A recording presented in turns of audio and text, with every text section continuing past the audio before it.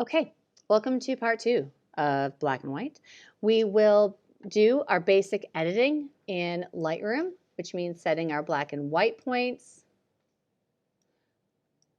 adding a little, opening up our shadow, bringing a little down the lightness a little bit. Now you may be like, well, why do I even need to worry about the color? You need to worry about the color balance because if it's very yellow or say very blue, it will add a density to the image that will look muddy. So I like to take care of that. Okay, get that in the ballpark. And then add a little bit of clarity. I'm not going to touch my tonal curve in here. I am going to go down because I always do my lens corrections, and you can see what a big difference those make. Sometimes not the best difference. Let's see, level. Okay, maybe off is good. Okay, so now we're going to open this in Photoshop. So right click on the thumbnail, edit in Photoshop. We've got a little update that's we need to do. Okay, now Photoshop is new to you guys, so I have some videos that I will send out this week from Adobe that give you some of the ins and outs. But you want to make sure that you have your layer panel. If you don't, it is under Window, and your adjustment panel. And if you don't, it's also under Window. I also like my properties panel, and I keep my history panel back there so that I don't have to Command Z if I do something wrong. So we go to adjustments. First thing first, we're going to add a curves. And with black and white, we are going to edit these curves. Going to go to my properties panel where I see my histogram, grab the targeted adjustment tool, this guy right here, and then go into the image, drag down where I want a little more contrast, drag up. See, drag down a little bit. So I created a pretty beautiful S-curve, which increases the contrast. Looks good. Now I'm going to go to my adjustments, and in the second row, click on black and white. Now, when that happens, you have all of these different sliders that you can use. And again, you may say, well, I want to fix this part, but I don't know. Is that the red slider? Is that the blue slider? You've got the targeted adjustment tool here also. So you can just click and drag. But you notice that these were not all the same color, but look what happens. That blue, that red, they become almost the same tonal value. Right. So that's something to keep in mind.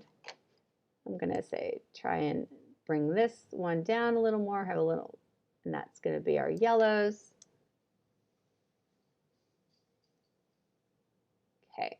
Now, what happens when you're doing black and white is you may say, well, this area is just fading away, right? There's not enough contrast in that area, and it starts to look muddy, which means kind of undefined. And I'm going to show you a quick way to fix that.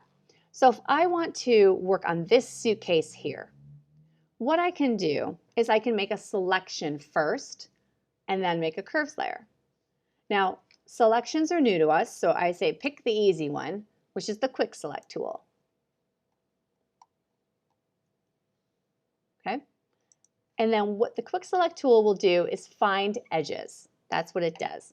So on any layer, because sample all layers is selected, you will kind of drag it, oh boy, drag it around. I'm going to hit Command D, and let's try dragging, there we go.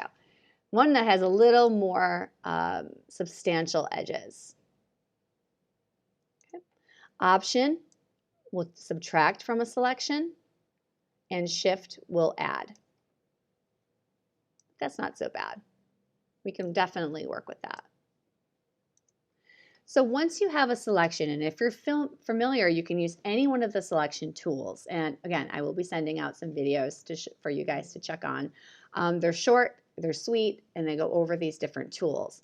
Once you have a selection, when you go to make an adjustment to a layer and you hit curves, you'll notice that everything except what you selected is black.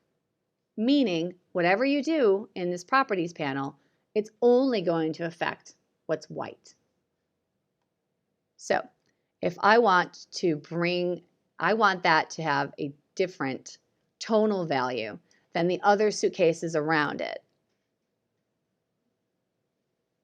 I can make a localized adjustment with a global tool. All right, makes sense? Now, if you're a little like, I'm not sure about the selection tools, I'm going to show you an even easier way. Let's go, so we're going to turn that off. I'm going to go back up to curves and grab the adjustment tool, the targeted adjustment tool, and I'm going to drag down to where this part looks good. Now everything else is way too dark, right? So what I can do is go up to this mask, and you see how this is the properties and this is the mask, and it changes.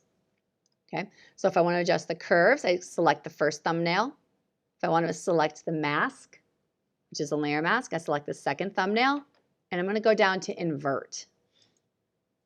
Now nothing is being shown. So that real high contrast curves layer, all of it's hidden. If we grab the brush, B, and make sure that we have black and white in the foreground and background, with white in the foreground, we can simply paint in that adjustment. So this may be an easier way for you to work. You may feel more confident and a little more comfortable with the brush tool. And what we are doing, if you right-click, disable, that's everything. But what I did is painted just that piece of luggage. So just that piece of luggage is showing, and you can see it looks very similar to what we did here. Okay? But it's a way of working if you're not super familiar with the with the selection tools. And you'll have to probably do this to several different parts, especially with landscape, because if everything's green, everything's going to look a certain luminosity value. It is not going to have any dimension, depth, or contrast to it. And that's how you start to use adjustment layers with localized adjustments.